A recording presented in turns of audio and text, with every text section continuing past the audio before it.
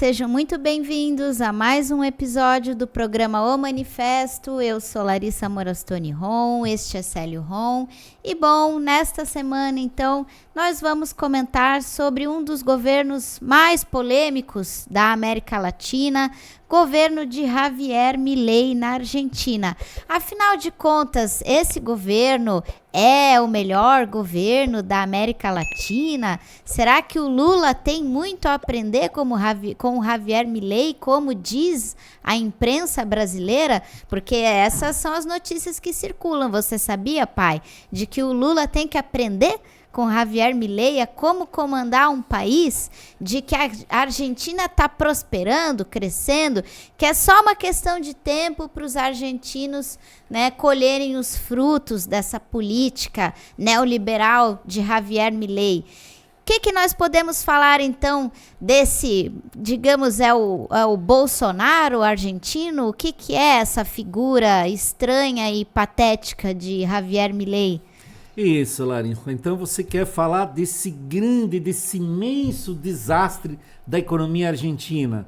Você Exato. Quer falar desse maior estelionato eleitoral que já vimos na história da humanidade? Exato. É isso? Sim. Eu classifico que a vitória de Milei em 2023 foi, digamos, um dos maiores estelionatos eleitorais. Foi a maior mentira, a maior farsa essa eleição. Tudo que ele prometeu, essa rede usando uma motosserra na campanha, dizendo que, claro, ele ia dolarizar a economia, enganou esse povo argentino.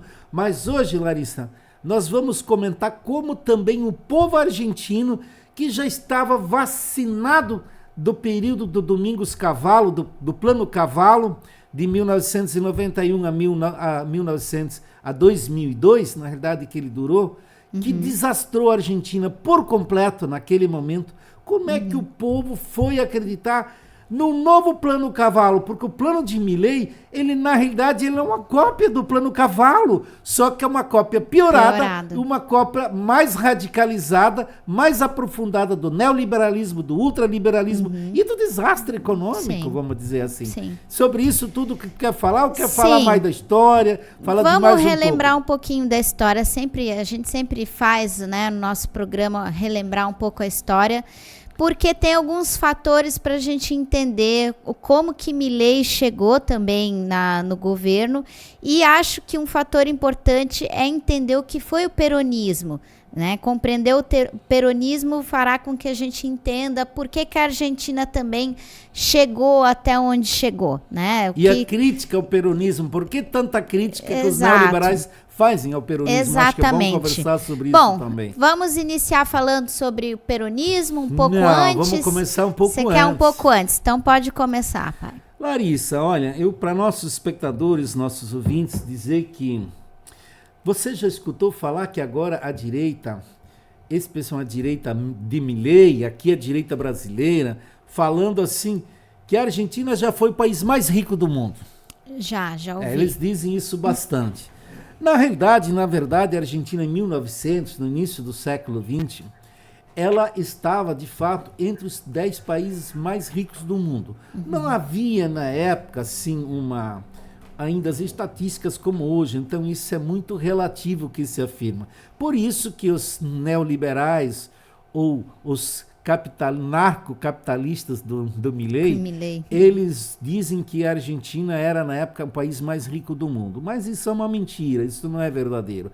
Ela era a 10ª economia do mundo.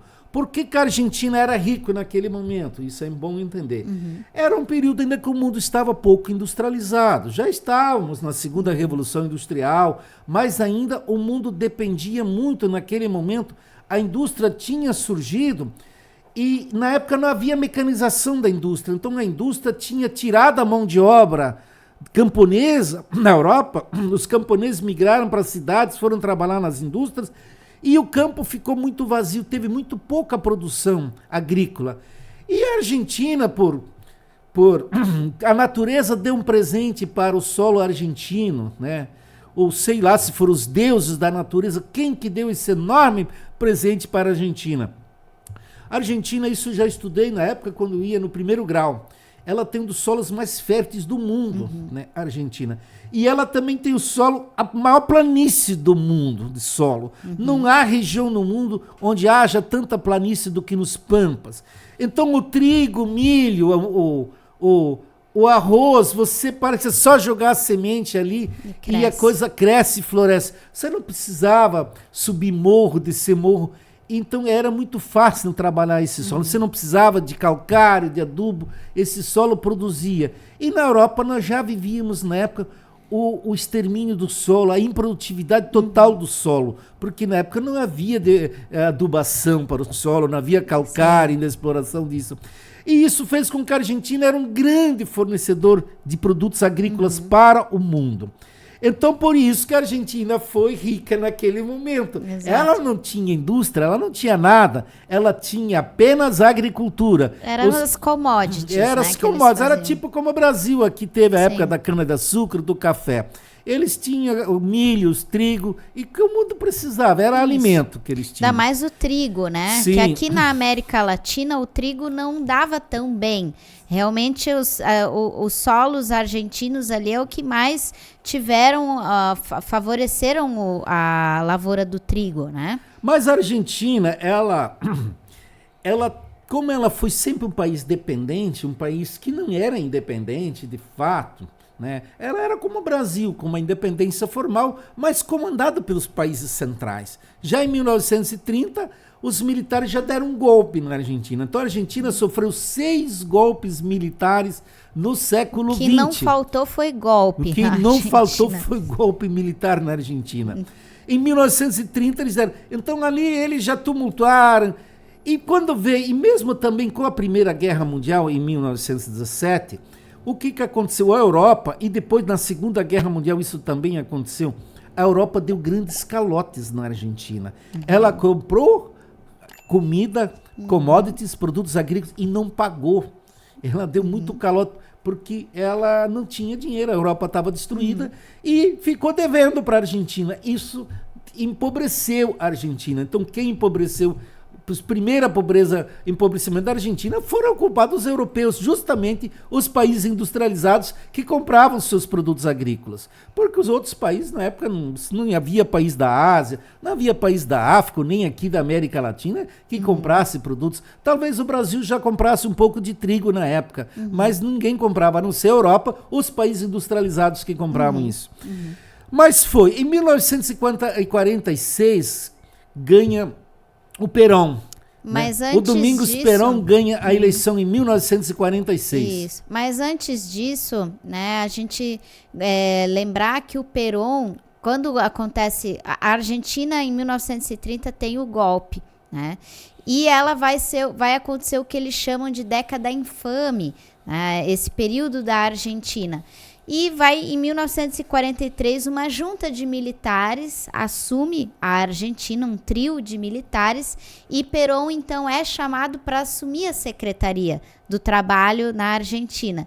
E foi quando Perón começou a fazer algumas mudanças na Argentina. Perón, então, vai instaurar o 13º salário, vai instituir as férias, o domingo remunerado. Então, os direitos trabalhistas, começam a aparecer na Argentina graças ao Perón, né?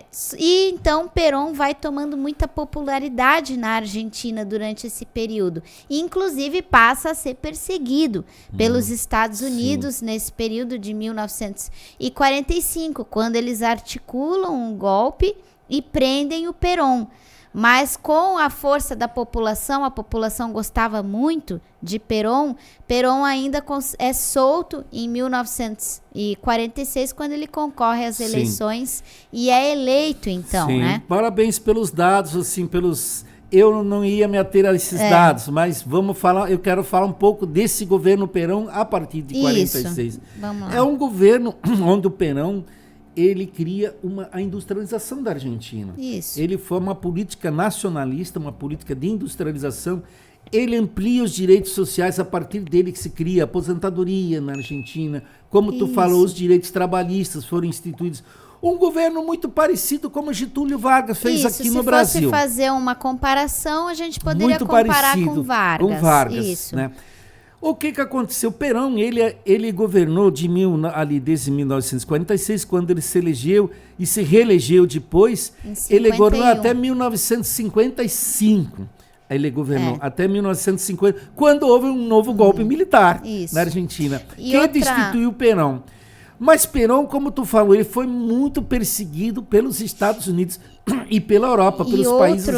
Outro fator sobre o Perón é que o Perón foi casado com Evita Perón. E ela é uma mulher que foi muito popular na Argentina, especialmente entre as mulheres, porque é ela que trouxe o voto feminino para a Argentina, que as mulheres puderam passar a votar. Então, essa união, né, o casal Perón era um casal muito popular, os trabalhadores gostavam muito. Extremamente popular. A Evita era uma mulher tida como muito querida, tanto que com a morte dela, ela teve um câncer, ela faleceu, o povo sentiu muito pela morte dela. O Perón, então, ele tem a esposa dele, a Evita, que era muito popular na Argentina, uma mulher que, como ela instituiu o voto da mulher, né, para a mulher na Argentina, ela se tornou uma mulher muito querida pela população. Mas ela acabou falecendo cedo, ela faleceu jovem, acho que ela tinha 35 anos, quando ela faleceu de um câncer. Então, o Perón, ele perde um pouco dessa popularidade ali dele na década de 50 e, dentre outros fatores, porque, claro, o governo dele começa a incomodar muito o empresariado, porque ele deu direitos trabalhistas, né? Ajudou a classe trabalhadora, a economia cresceu, se desenvolveu, a indústria teve um desenvolvimento. Então, com tudo isso, o Perón acaba sofrendo um golpe em 1955, né? Mais um golpe militar, então, para conta da Argentina, e o Perón, então, é exilado durante um período na Espanha e os peronistas passam a ser perseguidos. Durante 18 anos não teve peronismo no governo da Argentina. Foi um período que ficou sem nenhum peronismo, até que em 73 Perón consegue retornar e vence novamente as eleições. E aí, só que Perón logo falece em seguida, ele tem um infarto e vem a falecer. E quem assumiu aí o poder nesse momento foi a segunda esposa, ou terceira, é Isabelita, isso? Eu acho que é a terceira esposa, que é a Isabelita, exato. Isso, só que a Isabelita não agradou ninguém, né? Não conseguiu fazer um governo, né, que teve prestígio, e aí acontece novamente um golpe militar em 1976. Exato. E aí foi o último golpe militar, mas foi o golpe mais sanguinário, de maior durabilidade, que matou 10 ou 20 mil pessoas e fez mais até. Né? Pessoas desaparecidas. Até hoje as mães se encontram na Praça de Maio reivindicando seus filhos desaparecidos. Isso. Então, veja só. Então, por que o peronismo é atacado? Isso é importante. Que Milei, por exemplo, Macri, todos os neoliberais que assumiram, já na época de do Carlos Menem, que era um peronista, mas era um peronista de direita, todos eles atacaram o peronismo. Então, o ódio que eles têm a Cristina Kirchner por ela ser peronista, o ódio que eles tiveram contra Nestor Kirchner por ele ser peronista. Então, o peronismo, ele sempre fez bons governos na Argentina. Isso é preciso dizer. Depois nós vamos falar do Nestor Kirchner, como Nestor Kirchner salvou a Argentina, recuperou a Argentina depois do desastre do Plano Cavalo. Né? Que terminou, claro, com o governo já não mais do Menem, mas do governador do Raul de la Rúa e do Duhalde. Terminou mesmo com o Duhalde, né? Então, que foi em 2002. O que chama atenção na Argentina é que depois da redemocratização, né, em 83, quando acaba a última ditadura da Argentina, dos 12 presidentes, 8 se consideram peronistas, né, fizeram políticas peronistas, apesar, com exceção do Menem, né? O Menem se dizia um peronista, mas fez completamente tudo ao contrário, privatizou foi o pior desastre, empresas. Foi pior que Milei, praticamente até agora, né? Ele seguiu a cartilha neoliberal, ele estabeleceu as doutrinas do consenso de Washington, então ele foi um cara terrível. Tudo. Ele empobreceu a Argentina, assim, tremendamente. Ficou muitos anos, mais de 10 anos no governo. Então o plano dele começou em 1992, né, isso? Começou o Plano Cavalo e terminou só em 2002, ou seja, mais de 10 anos, né? Então, assim, ele nesse período, por isso que eu digo, o Plano Milei, que nós vamos falar agora, depois, ele na verdade é uma cópia do Plano Cavalo. Porque o Plano Cavalo, o que ele fez? Ele quis a dolarização da economia, ele criou a paridade cambial, tipo como era o Plano Real aqui do Fernando Henrique Cardoso. Com isso, ele destruiu aquela indústria que Perón edificou com muito sacrifício, que os peronistas edificaram, ele destruiu tudo. Ele fez com que a Argentina comprasse tudo de fora, a Argentina, as camisas que usava, as calças que usavam, os eletrodomésticos que usavam nas cozinhas, os veículos que eles usavam, tudo era comprado fora. Tudo. E o Brasil, inclusive, se beneficiou muito nesse período. Mas para a Argentina foi um tremendo desastre, né? Tanto que teve o Curralito no final. Já ouviu falar do Curralito? Não. O que era? O Curralito era assim, começou no final, os dólares começaram a fugir, o povo começou a ir tirar o dinheiro dos bancos, porque a economia estava em tanta crise e começou a corrida aos bancos.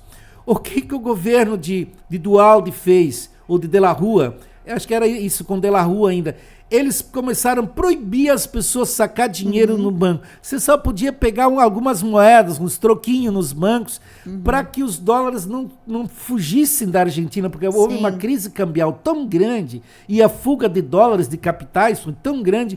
Aí isso ficou conhecida como o Curralito, né? E isso que levou os milhões de argentinos para a rua em 2001, 2002, e que foi os argentinos, aí o governo de Duhalde teve que renunciar, e aí depois então veio um presidente de transição de 3 meses que também teve que renunciar, que eu nem lembro o nome dele, mas durou os 3 meses, e aí que vem a redenção, a política novamente do peronismo, aí que Néstor Kirchner se elege em 2003, ele assume, se elege presidente da República e governou até 2009 por ali, porque depois a Cristina assumiu no lugar dele. Veio. E ele recuperou imensamente a Argentina, inclusive reestatizou empresas, como a empresa petrolífera que o Menem tinha privatizado, Domingos Cavallo, que era seu ministro da Fazenda. Então a Argentina de novo estava em boas mãos, a Argentina vinha crescendo, mas muito atacada pela direita. Tanto que depois, no último mandato da Cristina, eles até criaram a imprensa lá. Aconteceu, a Cristina estava presa até esses dias atrás. Eles criaram tipo uma lava-jato muito parecida com a do Lula aqui no Brasil. Eles conseguiram, começou não com um juiz corrupto, como o Sérgio Moro. Lá começou com um promotor corrupto. Se bem que aqui também teve um promotor o Dallagnol, né? Mas lá começou com ele começou a perseguir, começou a dizer que ela teria destinado dinheiro para a província de Santa Cruz, que não sei. Inventaram um crime lá, uma corrupção para ela lá. E com isso penalizaram ela, mas o objetivo não era só atingir a Cristina Kirchner, era atingir o peronismo em si. Mas depois eu também vou fazer umas críticas ao peronismo, eu quero falar depois. Também não é perfeito o peronismo, mas o peronismo, de certa maneira, trouxe sim desenvolvimento para a Argentina, melhorou as condições dos trabalhadores, né? Trouxe, né, o avanço econômico, a Argentina cresceu, teve uma industrialização. Mas o que então acabou acontecendo? Por que a Argentina, então, depois do governo da Cristina Kirchner, veio o Macri? Isso, veio o Macri. E depois do Macri veio o outro... Fernandes. Esqueci o nome dele também, Fernandes, que veio antes do Milei. Por que esses governos, então, muito culpa do Macri, podemos falar? Macri não era um peronista, né? Mas, não, Macri era um neoliberal muito parecido do atual do Milei. Mas eu acho que vamos falar agora um pouco do peronismo, dos erros. O que acontece? Vamos lá, o problema da Argentina, Larissa, e para os nossos espectadores, isso é importante entender, que a crise da Argentina, ela é a crise do neoliberalismo, ela é a crise do capitalismo, é a crise da dependência econômica, é a crise da falta de soberania nacional. Por mais que os peronistas até lutaram, fizeram prevalecer a soberania nacional, mas na Argentina falta um partido comunista. Essa que é a realidade. A classe operária, a classe trabalhadora da Argentina teve outroramente um partido comunista lá que até teve boa influência na época do Perón, ajudou a construir os direitos trabalhistas e sociais no governo do Perón. Apesar que Perón também perseguiu comunistas. Sim, não, Perón era autoritário nesse sentido. Né? Muito parecido do Getúlio aqui. Mas assim, o peronismo, faltou um partido comunista, como hoje falta na Argentina, um partido comunista que construísse a soberania nacional e que tivesse um projeto nacional de desenvolvimento econômico. Por que o governo da Cristina Kirchner também faliu, vamos assim dizer, e do Fernandes, desse governo que foi agora, antes do Milei? Ele era um peronista, claro, um peronista bem conservador, muito mais conservador que a Cristina Kirchner, tanto que a Cristina e ele tiveram muitas divergências na condução da economia, Então o peronismo, ele tem muitas alas, ele tem muita gente conservadora dentro. Como eu já falei antes, o próprio Menem, Carlos Menem era peronista, era um conservador. Era um vendilhão da pátria, um cara que só gostava de andar de fazer estropolia, fazer aquelas pirotecnias, como o Collor de Mello fez aqui no Brasil, ele fez lá na Argentina. Então, assim, o que acontece? Então, o governo peronista, ele não tem um projeto nacional hoje de desenvolvimento. Porque a Argentina, ela foi entregue ao neoliberalismo, ela foi desindustrializada. A maioria das províncias da Argentina são muito pobres e dependem totalmente da agricultura, E em alguns lugares, nem todos os lugares, a agricultura também é desenvolvida. Você olha, por exemplo, as províncias da Patagônia, a agricultura não é desenvolvida. Você olha as províncias do norte, ali aquele nordeste da do norte Argentina ali também. E a região dos Andes ali, a agricultura não existe, ela não é desenvolvida ali. Então tem muitas províncias pobres. Isso nós vamos falar quando nós falar da crise agora do Milei. Ele tirou recursos dessas províncias, empobreceu elas completamente. Mas nós vamos falar ainda do peronismo. Então o peronismo, ele hoje pode-se dizer, ele será ultrapassado na Argentina. A gente torce ainda por ele por não ter uma alternativa comunista lá, não ter uma alternativa socialista na Argentina. Mas a Argentina precisa de um plano, o estilo da China, do estilo do Vietnã, do estilo que esses países, que os partidos comunistas que mostraram para o mundo, estão mostrando para o mundo que a saída é o socialismo e o comunismo. Isso falta na Argentina. Um plano completo de reforma agrária, por exemplo. As terras na Argentina estão completamente concentradas na mão de meia dúzia de grandes fazendeiros. E a questão falta de um partido comunista organizado na Argentina pega porque a Argentina teve um período em que seria quase possível uma revolução acontecer, que foi 2002. Quando aconteceu o golpe. Exato. Quando Duhalde renunciou, havia milhões, centenas de milhares de argentinos em torno do governo do Palácio, né? Da Casa Rosada. E faltou só um partido, tipo um partido que a classe operária dirigisse, que fosse um partido que de fato na mão dos trabalhadores, e dissesse, nós vamos formar um governo provisório aqui, um governo revolucionário, um governo de independência nacional, um governo que vai botar fim a essa farra do neoliberalismo. Chega de golpes militares, chega de neoliberalismo na Argentina. Então eu acho que isso que não... Mas não tinha esse partido. E isso que os economistas pecam. Se você olha as crises da Argentina, a desgraça que os nossos economistas brasileiros e mundiais, que são maioria ligada ao consenso de Washington, e quando não são economistas, são repórteres que vão fuçar na imprensa, vão procurar alguns artigos e ouvem dos economistas neoliberais. Então eles sempre dão um parecer sobre a crise argentina do ponto de vista neoliberal. E isso que confunde a população no mundo inteiro, né? Então, na realidade, O que precisa na Argentina é uma saída nacional para a crise, uma saída de industrialização, de reforma agrária, de criar grandes empresas estatais, de desenvolver imensamente a Argentina e dirigida pela classe trabalhadora. Exato. E aí não é os peronistas, porque os peronistas eles são meio termo, eles são capital, eles se... Perón era capital e trabalho, ele tentava a junção das duas. Inclusive, o Perón, quando ele era questionado, ele falava, não sou nem capitalista, nem socialista, ele jogava assim, né, as palavras, eu não sou, ele dizia, peronismo tudo pode, todo mundo aqui pode ser peronista, então a falta de uma ideologia, digamos conceito assim, de classe conceito social, de classes não existe dentro do peronismo. Né? Eu acho engraçado, Larissa, agora na crise do Milei que nós vamos falar, nós temos lá novamente a população na rua, os peronistas são muito bons em mobilizar o povo, é uma coisa que eu admiro. Centenas, às vezes milhares de pessoas estão lá na rua cantando, mas tu tem observado que eles cantam?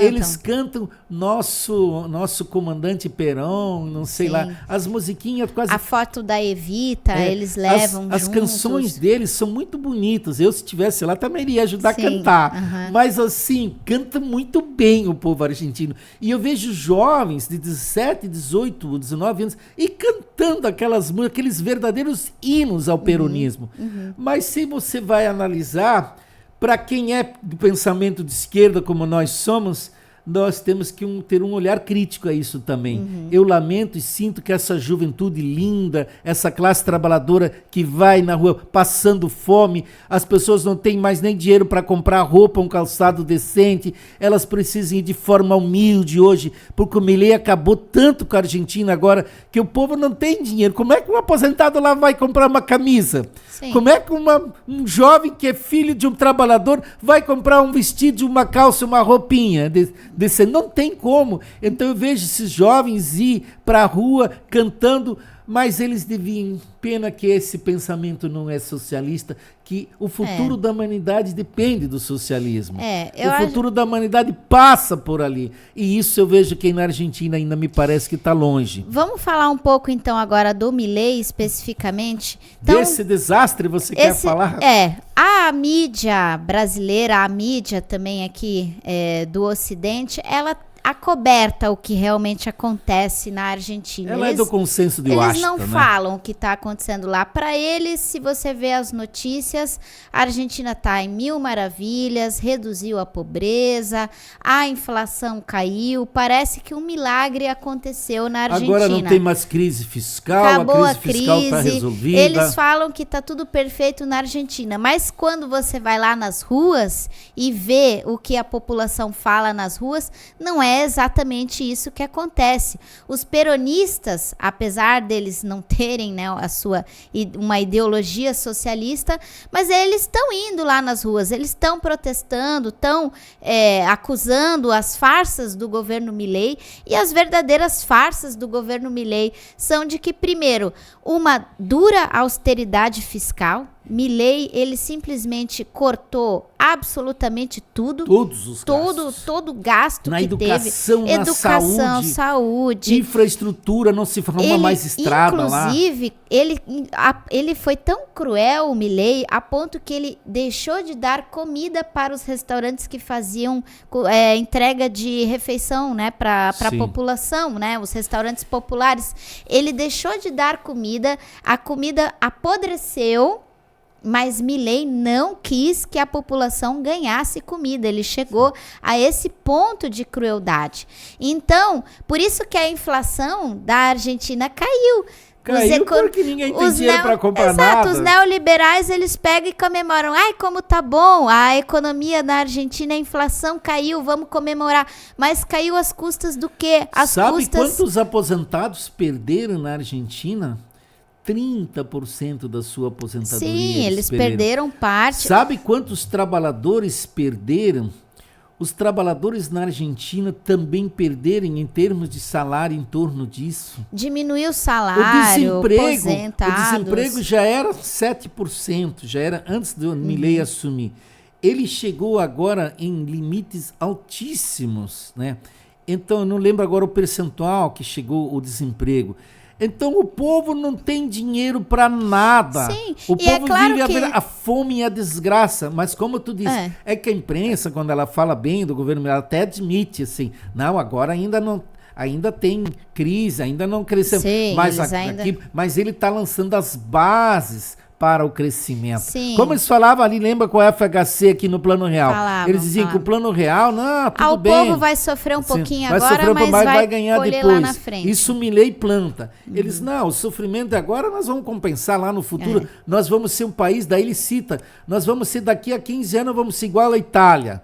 Daqui a 20 anos nós vamos ser igual aos Estados Unidos, ele cita em crescimento. Ele vai falando uma mentira cada dia, sabe? É claro que a inflação vai estar baixinha, porque não tem gasto, não tem crescimento econômico. Porque uma coisa que o público, eu gostaria que o público entendesse, que os neoliberais, eles colocam a inflação como um demônio, como um bicho de 7 cabeças.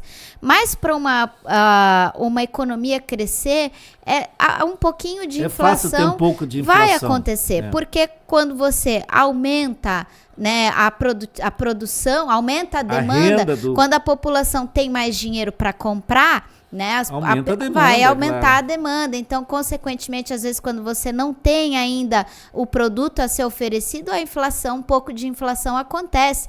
E isso é natural acontecer e não tem que ser visto como um demônio.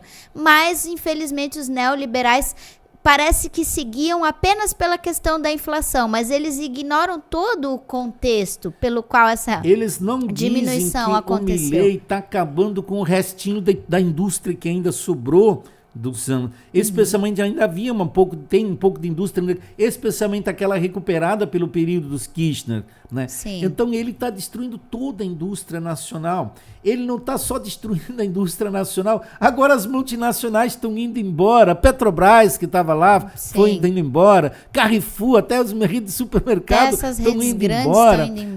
Então, assim, multinacionais estão saindo. O capital, o risco agora foi que os dólares também estavam acontecendo um clima igual ao do Corralito que eu falei antes. Sim. Da fuga de dólares, porque o câmbio ele ficou tão desastrado que $1 hoje equivale a 1.500 Nem sei quanto tá mais, isso já mudou. Mas isso eu muda acho da que é noite, mais, noite muda para da o noite. dia, sabe? Vale isso bem mais. Então, assim, ninguém mais sabe de quanto vale, de fato, o peso argentino. Sim. E que o próprio Milei, ele já pregava isso no início do seu governo. Ele já dizia que ele queria acabar com o peso, porque ele dizia que ele ia dolarizar a economia. Essa é uma questão que eu questiono. Como é que o argentino caiu nessa armadilha? Como é que o argentino caiu nesse estelionato eleitoral? Porque o Milei, ele pregou durante a campanha, quando ele pegou a motosserra, o que ele usava? Ele levava uma motosserra nos palanques, ele pregava, dizia que a motosserra é para cortar os gastos públicos, cortar os gastos do Estado, é para acabar com a corrupção, ele dizia que era para acabar com a corrupção. E qual era a terceira? Vamos, ele tem mais um lá. Ele era para 3 coisas. Então, o que ele fez? Como ele cortou todos os gastos públicos, ele retirou das províncias o orçamento que antes a União destinava para as províncias, ele fez com que as províncias tivessem que demitir servidor público. Milhares e milhares de servidores públicos foram demitidos na Argentina. Os governos estaduais não tiveram nem como pagar suas contas. A infraestrutura da Argentina está desastrada, está tudo virando pedaço sucata. E agora, ainda por final, os dólares estão fugindo, e por isso que ele foi pedir socorro para o Trump. Agora tinha aquela musiquinha aqui no Brasil, tem aquela musiquinha rodada ali pelas redes sociais. Ô Trump, salve o meu pai. Ô Trump. A música que o Lula falou, né? Ô Trump, salve o meu pai. Quando o Eduardo Bolsonaro foi para os Estados Unidos para articular a taxação aqui dos produtos brasileiros, o tarifaço. Então surgiram essas músicas ironizando a família Bolsonaro. Lá, agora surgiu a musiquinha. Ô Trump, salve o Milei. Ô Trump, salve o Milei. Não sabia dessa. Sim, já surgiu a musiquinha lá. Então, porque o Trump foi lá socorrer agora com o Tesouro Americano. Foi pedir dinheiro pro FMI, né? Então, assim, por quê? Claro, daqui uns dias tem eleição lá, agora dia 26 de outubro vai ter eleições para renovar metade da Câmara dos Deputados lá. Então, ele quer arrumar alguns votos lá. E ele já teve uma perda, né? Ele ali teve em Buenos Aires, ali ele perdeu as eleições. O peronista ganhou, né? Isso. Então, veja só, o desastre do Milei, eu qualifico ele como um dos piores desastres dos últimos anos que nós conhecemos.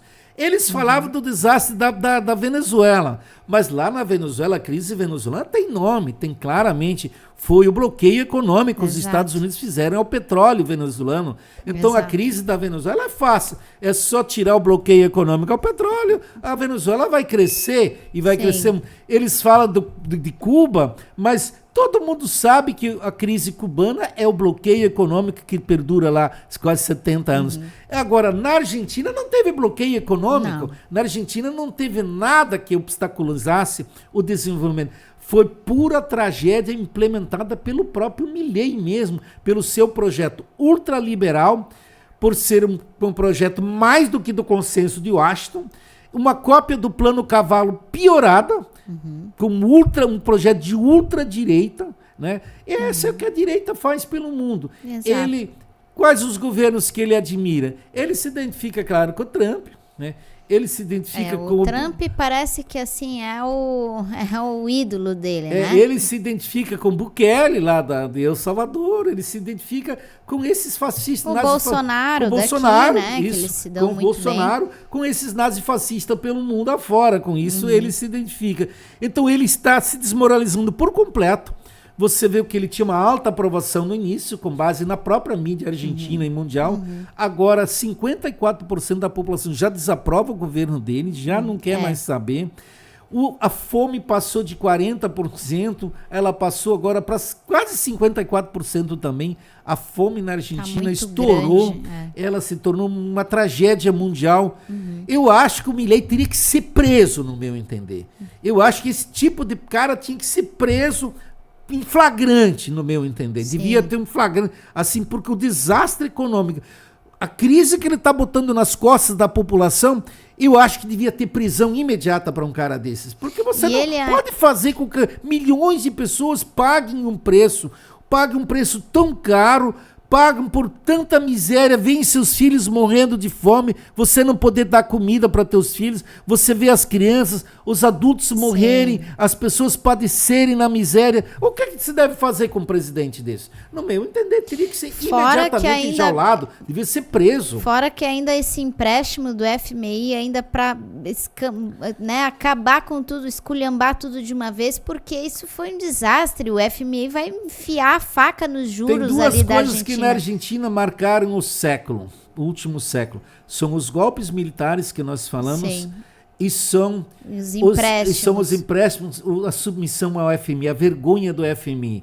Isso. O FMI sempre foi a grande vergonha da Argentina. Se aqui no Brasil foi nos anos 80 e 90, mas na Argentina ele é a grande vergonha dos últimos 30 anos. Especialmente nos governos neoliberais, da ditadura militar, nos governos do próprio Alfonsín, que foi pós-ditadura já, nos governos, como já falamos antes, de Macri. O Macri emprestou 52 bilhões de dólares no FMI e esse foi o grande erro do Fernandes. O Fernandes, que é um peronista, quando ele governou antes do Milei, agora, e perdeu a eleição, é porque ele não rompeu com o FMI. Ele pagou religiosamente a dívida com o FMI. E a Cristina Kirchner defendia uma moratória. Porque a Cristina... Como é que a Argentina se desenvolveu com Néstor Kirchner? Por que a Argentina deu uma explosão de crescimento econômico com Néstor Kirchner? Sabe por quê? Porque eles tinham uma dívida externa enorme. Uma dívida externa na época de quase 250 bilhões... Não chegava a 150... De 130 bilhões de dólares... E Néstor Kirchner chegou e disse, não vamos pagar, não temos dinheiro para pagar. Gritaram, a imprensa mundial chamou ele de caloteiro, os Estados Unidos, todo mundo lhe chamou. O que ele fez? Ele foi lá e ofereceu um deságio de 20% para os credores da dívida. Os títulos eram tudo credores dos títulos da dívida pública. Para quem não compreende o que é deságio, que é uma expressão econômica, deságio significa, vou dar um exemplo, você tem de créditos do governo R$100. Sim. Então, e o governo te deve. Então o Nestor Kirchner, ele disse, eu pago só 20 para vocês. Sim. Os outros 80, esqueçam, não vou pagar. Uma grande parte dos credores argentinos aceitou isso. Sim. E a outra parte, que eram especialmente americanos, os credores americanos, entraram inclusive como ação em Washington contra essa decisão de Nestor Kirchner. Mas passou 10 anos depois, sabe o que eles vieram fazer? Vieram pedir, como é que se poderia dizer? Vieram pedir pinico ao governo Nestor Kirchner. E disseram para o Nestor, nós aceitamos o deságio de 80%, você pagando 20% da dívida, nós aceitamos. Eles sabem que isso era uma espécie de dinheiro roubado do povo, isso não era dinheiro que veio de empresa, era tudo dinheiro de especulação, de agiotagem financeira. Sabe o que o Nestor Kirchner respondeu quando ele estava vivo? Não, agora é tarde. Vocês chegaram muito tarde. Eu fiz essa oferta lá 10 anos atrás para vocês. Agora já foi. Já foi. Então, claro, o Nestor Kirchner, ele foi um homem que deu uma represália, uma vingança ao capital especulativo na Argentina. Ele se vingou do desastre que o FMI criou na Argentina. Por isso que os neoliberais odeiam tanto ele, né? o Nestor Kirchner e a Cristina. Então, porque eles não esqueceram que eles tinham muito dinheiro na especulação argentina e que era muito bem remunerada com juros altíssimos, como é agora com o Milei. Imagina o Milei novamente aumentou muito os juros. Então, imagine se agora alguém vai lá e dá um calote e diz, não, vocês não vão mais receber esse dinheiro aqui. Claro, vão gritar muito. Vão gritar, né? Vão espernear, porque imagina, é tudo dinheiro de especulação, de rentismo. Então, essa galera que tem esses títulos de dívidas públicas é gente com dinheiro, né? Do capital financeiro. Então, é claro que eles vão gritar, espernear. Mas quem perde são eles, não é a população que está perdendo, né? Com isso. Eu acho, Larissa, a gente queria comentar um pouco ainda, é isso que me intriga tanto. Como o Milei foi ganhar as eleições?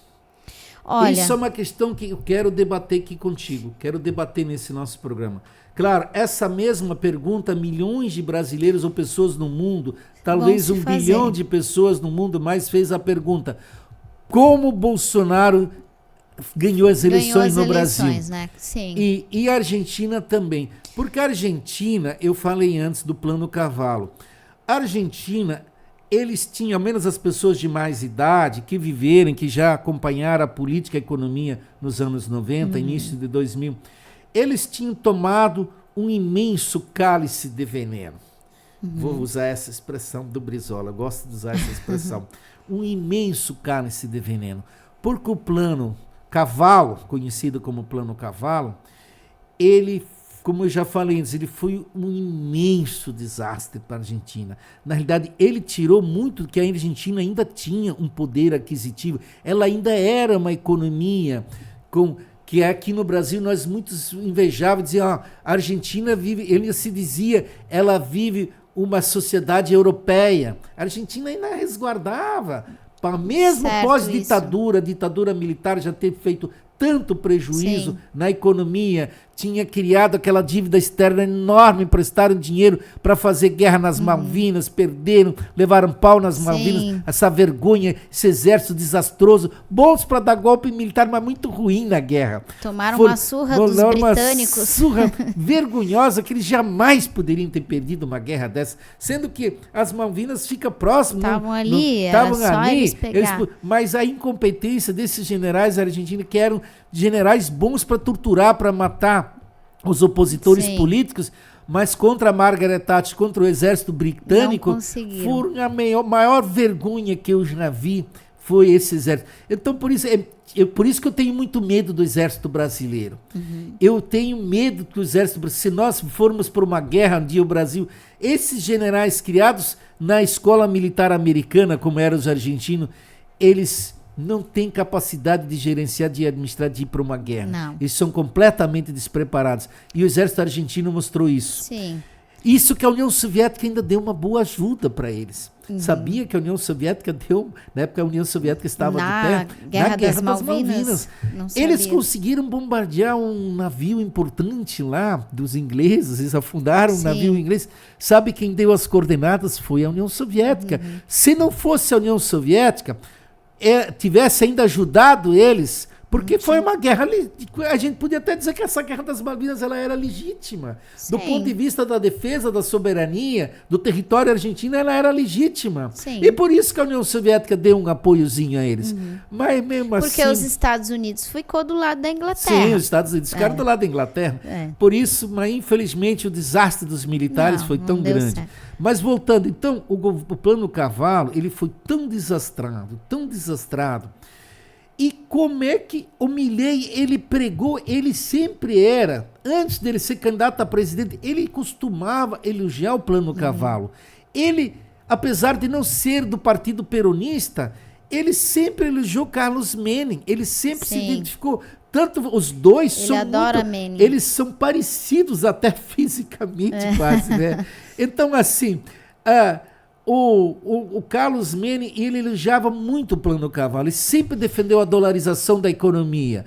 Como é que, sabendo que a dolarização da economia acaba com a indústria nacional, como que ele como ganhou, é que né? esse povo que passou pelo Corralito, que passou pela crise de 2001 e 2002, acabou votando nesse cara? Eu tenho uma opinião. Eu tenho uma opinião, mas pode falar. Vamos falar. Primeiro, a questão das crises do capitalismo e porque os governos peronistas, infelizmente, não são governos socialistas. Então, como eles não têm uma orientação socialista, ainda são governos capitalistas, vão acontecer as crises são esperadas, e porque também a Argentina não, né, perdeu a sua indústria, né, teve esses outros problemas, sempre viveu muito só das commodities, né, então, para mim, isso foi também um grande empecilho ali da Argentina, e quando veio o Macri, então, que ainda acabou com um pouquinho que o Nestor e a Cristina haviam feito, né, na Argentina, então ali para mim a Argentina conseguiu se afundar numa profunda crise que o que depois sucedeu, né, o Fernandes não conseguiu reverter, apesar dele ser um peronista, né, ele não conseguiu reverter essa profunda crise que a Argentina entrou, e isso foi fazendo com que o Milei visse com esse discurso que para alguns passou a ser um discurso revolucionário. Não sei o que eles viam nesse discurso do Milei, né? Eu vou dizer minha opinião. Primeiro, quero avaliar um pouco o governo de Fernandes. O Fernandes também, claro, ele teve algumas coisas, alguns desastres que aconteceram no governo dele que não foi vontade, problema dele. Tem momentos que às vezes as coisas dão errado. E Sim. Sabe o que aconteceu na Argentina? É bom para nós brasileiros e quem nos assiste, quem nos ouve, que entenda. A Argentina, ela passou no governo, no último governo, o penúltimo governo do Fernandes, uma seca. Ela, imagina, dependia da agricultura argentina. Sim. Era a única fonte de dólares de exportação. Para ela não entrar numa crise de dólar, ela tinha que vender soja, milho e trigo, essas coisas. Aconteceu uma seca que arrasou a Argentina de norte a sul. Verdade, eu lembro dessa seca. Foi em torno de 50 bilhões de reais. Agora falando de moeda brasileira, eu me lembro dos dados na época. 50 bilhões de reais na época. Claro, não faz muito tempo ainda. Para nós, talvez 50 bilhões naquele momento não era muito dinheiro, mas para a Argentina, que tem uma economia muito menor que nós, e estava em crise, isso foi um tremendo prejuízo, prejudicou imensamente o governo de Fernandes. E o povo talvez também não soube reconhecer que muito da crise do governo na época era porque o país não conseguiu exportar, daí gerou uma crise cambial. Não tinha dólar para nada. Um outro problema que a Argentina tinha, e isso também aconteceu no governo de Fernandes, acabou o petróleo da Argentina. A Argentina ela era uma produtora de petróleo, mas como o petróleo foi privatizado e o país atrasou muito, o que aconteceu? Um dia os poços de petróleo tinham secado. Esses poços de petróleo, você era muito pequena quando nós andamos no meio dos poços de petróleo na Argentina. Que ano foi isso? 2009? 2009, você 2010. Acho que não lembra, você tinha o quê? 10 anos? 9 anos. Uhum. Nós fomos ali na região petrolífera da Argentina. Esses poços praticamente não produzem mais hoje. E eles secaram. Então, o que aconteceu? O governo de Fernandes teve que comprar petróleo, importar petróleo. Como é que, para você importar petróleo, precisa de dólares? E eles não tinham. Então, isso foi um imenso problema para a Argentina. Mas, no final do governo dele, aí o Milei pegou a sorte. Aí vem a produção de petróleo em Vaca Louca, que era uma outra província, outra região, onde então novamente se descobriu o petróleo, e hoje a Argentina tem petróleo. Quanto tempo vai durar, não me peça. Não é uma grande jazida de petróleo, mas ela pode durar alguns anos, não sei quanto tempo. Sim. Então o governo de Milei ganhou isso de mão beijada, porque a Argentina saiu de comprar petróleo, ela pode até exportar petróleo. A Argentina hoje exporta alguma coisa em petróleo. Olha só, por isso que eu digo, o Milei precisa ser preso, no meu entender. Ele, de fato, ele destruiu. Mas o que fez, então, isso estou falando da questão econômica, mas o que fez o povo, motivou o povo para votar? A juventude. Isso. A juventude não lembrava do desastre do Plano Cavalo. Foi a juventude que fez a diferença na eleição dele. A juventude foi acreditar na proposta da dolarização, achando agora vamos ganhar salário em dólar, nós vamos ficar ricos. A juventude caiu nesse engodo. Ela não tem a compreensão de economia, não sabia que isso era um cálice de veneno, na realidade, que ele estava oferecendo para eles. E ele ofereceu esse veneno e a juventude comprou esse veneno e deu voto para Milei. Outra questão foi, claro, ele atacava-se o gasto do governo, ele atacava o Estado, ele culpava o Estado no mal de tudo. Muita gente acreditou nisso. Achava que o problema da Argentina era porque o Estado era muito gastador, ele criticava muito, dizia que o Estado gasta demais, o Estado gastador. E muita gente foi achar que não. Então, se ele vai fazer cortes nos gastos públicos, as pessoas achavam que ele ia cortar, bom, né? Ele iria cortar salário de deputado, de prefeito, de governador, dele mesmo, de presidente, dos ministros. As pessoas, na ingenuidade, acreditavam, não, então é bom, ele vai reduzir gastos, ele vai poupar dinheiro, vai poder investir. Mas não era esse o plano do Milei. O Milei defendeu o corte dos gastos justamente para acabar com o Estado, né? Nas áreas da saúde, da infraestrutura, com isso ele deixou de gerar emprego, o Estado passou a não empregar mais ninguém. Já disse antes, demitiu servidores públicos, imensas levas de servidores. Ele cortou a educação, cortou escolas, tanto que tá um problema agora as na universidades perderam dinheiro. A ciência, inclusive, porque você sabe que a Argentina sempre se orgulhou bastante da ciência deles, porque eles já ganharam o prêmio Nobel e tudo mais, então eles têm orgulho disso. E ele foi lá e cortou, eu acho que ele nem incluiu, né, Ministério da Ciência, extinguiu. Não, ele extinguiu vários ministérios da mulher, que tinha vários ministérios. Então, assim, mas justamente para acabar com a Argentina. Ele queria acabar com o Estado. Porque ele tem o Estado como inimigo, ele é anarcocapitalista. Parece que ele é um suicida, esse cara, assim. Ele fez a política suicida, porque ele, como ele é um anarcocapitalista, um ultraliberal, ele segue a escola. Sabe qual é a escola econômica que ele segue? Ele segue a escola de...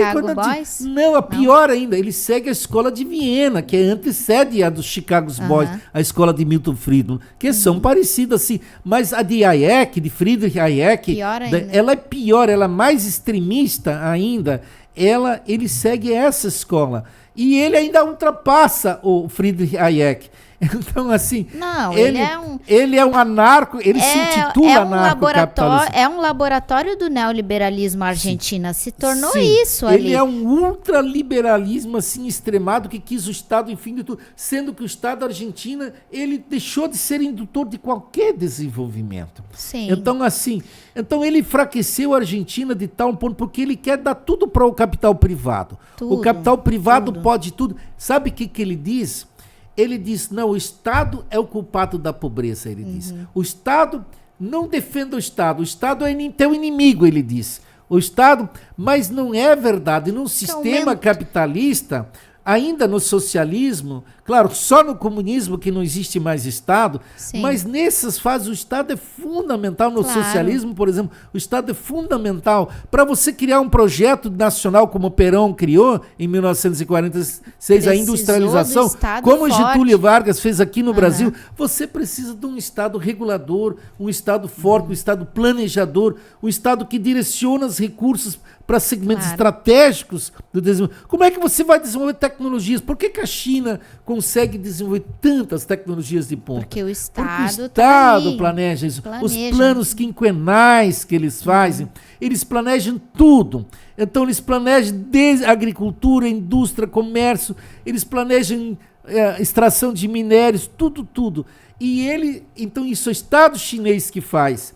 Imagina a Argentina jogar o Estado de lado e dizer, o Estado não vale nada, o Estado é o culpado dessa crise. Sim. Nossa, daí virou um desastre total. E né? para mim, esse desastre que aconteceu com a juventude acreditar nessa conversa fiada do Milei, para mim também é um reflexo do que a gente comentou antes, a ausência de um partido comunista organizado. Bem lembrado. Um movimento estudantil O peleguismo organizado. sindical. Exato, A Argentina também. já teve um movimento sindical bom, mas ele se apelegou tanto. Sim. O peronismo está no forte e o movimento sindical desapareceu também praticamente porque o país foi desindustrializado. Não há mais classe operária praticamente na Argentina. Não existe mais classe trabalhadora assalariada. Sabe quantos trabalhadores na Argentina têm o que nós temos equivalente a uma carteira de trabalho? 50% dos trabalhadores argentinos não têm emprego formal. Vivem pulando vão fazendo bico de né, lá para cá, não tem emprego formal. Então você não tem mais sindicatos como a classe trabalhadora dessas, completamente terceirizada, completamente precarizada, para a expressão econômica correta, completamente precarizada.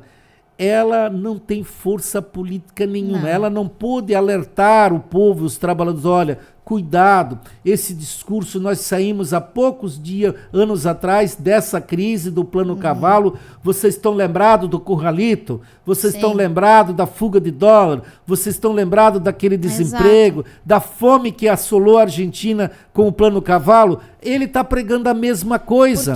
Ele só está usando uma motosserra, que Domingos Cavalo não usou a motosserra. Porque o papel dos movimentos sociais e de um partido também comunista organizado é relembrar sempre a história, porque senão a população mais jovem vai vir, ela não viveu o passado, ela não vai saber o que aconteceu no passado. Os jovens foram vítima desse estelionato. Eles acreditam nessas mentiras que foram contadas. E, infelizmente, foi a juventude que colocou Milei lá no poder, né? Claro, elas não eram nem nascidas, a maioria ou eram nascidos, eram jovens, crianças, então na época do Domingos Cavalo, claro, e não sabiam ainda do nos econômico. Governos peronistas, muitos desses jovens que votaram no Milei foram jovens que cresceram num governo peronista e viram, né, um peronista como Fernandes tendo um governo desastroso. Então eles assimilaram que o peronismo era desastre, era uma coisa ruim, que havia de ser combatido.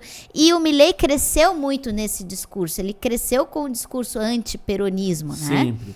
Ele sempre cresceu, porque ele sempre foi um playboy da elite argentina.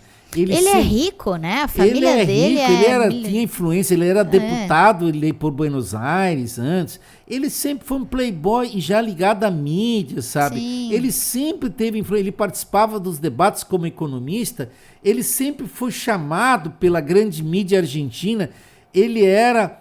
E outra coisa que trouxe o voto para ele, sabe que ele pregava contra a política. Ele se dizia um homem que não era político. Essa era outra falsidade dele. Ele fez a antipolítica.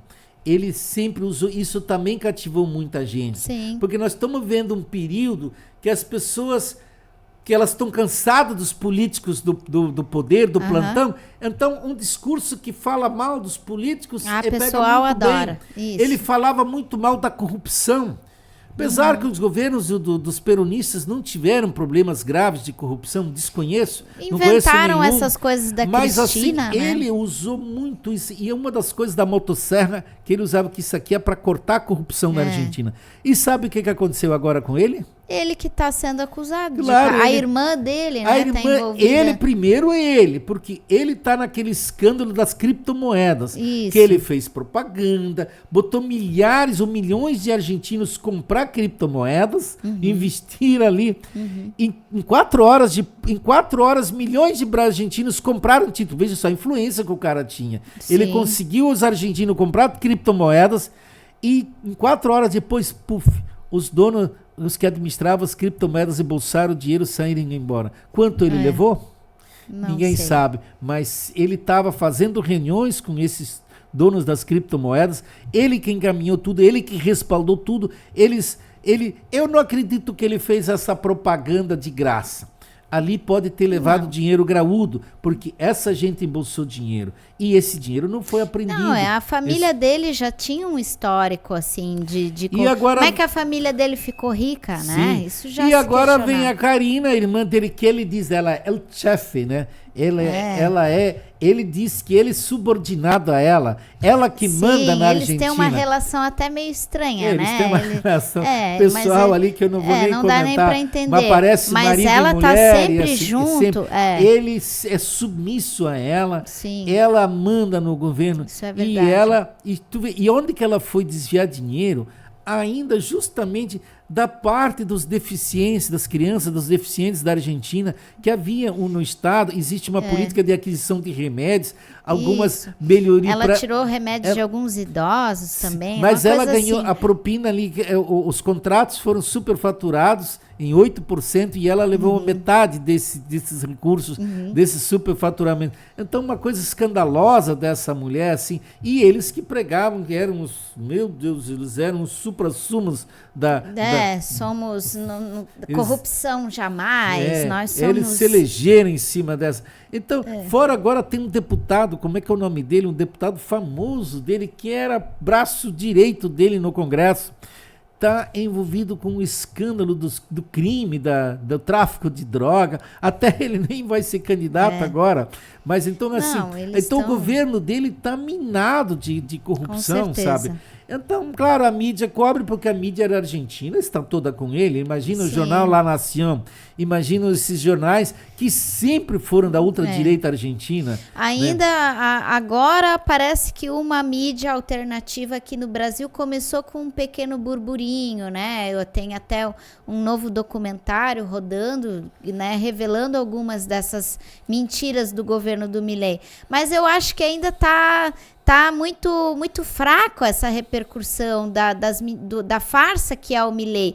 Eu acho que a gente tinha que fazer mais barulho, mais força, desmascarar realmente, de verdade, quem é esse impostor, né? O que ele está fazendo? Está. Eu acho que os deputados da oposição da Argentina, eles têm que pedir prisão desse cara. Esse cara solto, ele representa um perigo, ele representa um desastre que ainda maior para a Argentina. Capaz que ainda milhares de pessoas vão morrer na Argentina de fome por causa de um cara desse, de problemas de saúde por causa de um cara desses. Você não pode, esse povo, ele precisa ir para a rua, ele tem que invadir o palácio, não fazer aqui como o Bolsonaro quis dar um golpe, mas invadir lá e deixar claramente, nós viemos aqui para destituir o presidente, nós viemos aqui porque nós queremos novas eleições ou queremos eleger um governo revolucionário, alguém que onde a classe trabalhadora dirige esse país, porque a burguesia ela tem que sair do poder. Isso que a burguesia é muito podre lá. A Argentina precisa urgentemente um partido organizado lá, um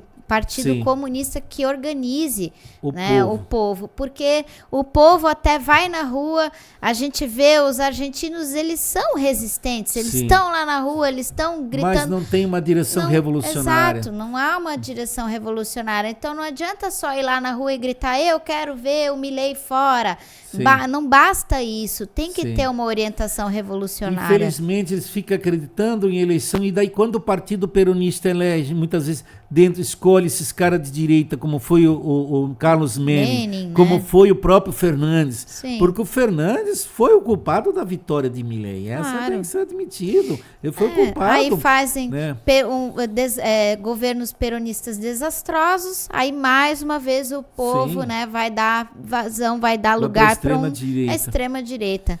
Bom, acho que a gente conseguiu expor Poderíamos aí. falar até amanhã, mas Pois é, vamos a encerrar história, por a aqui. Argentina tem história, né? Se a gente para estudar a fundo tudo que vem acontecendo, a Argentina vem repetindo certos padrões, parece que eles não conseguem, né, sair disso. Mas a gente torce pelos hermanos, né? Que os hermanos É a consigam. doença da dependência econômica. Infelizmente, Exato. a Argentina não se industrializou, teve, pelo contrário, desindustrialização, não tem um projeto nacional, como nós temos, não tem a esquerda no comando. E aí fica essa burguesia, como especialmente a burguesia da Argentina é muito vendilhona da pátria. Muito. Assim como nós temos traidores da pátria aqui abertamente traindo e tramando contra o Brasil, como é a família Bolsonaro tramando com Trump contra o Brasil, mas na Argentina eu acho que os terrível. traidores da pátria são maior que aqui no Brasil. Essa burguesia da Argentina é muito vendilhona. Ela está na mão do agronegócio.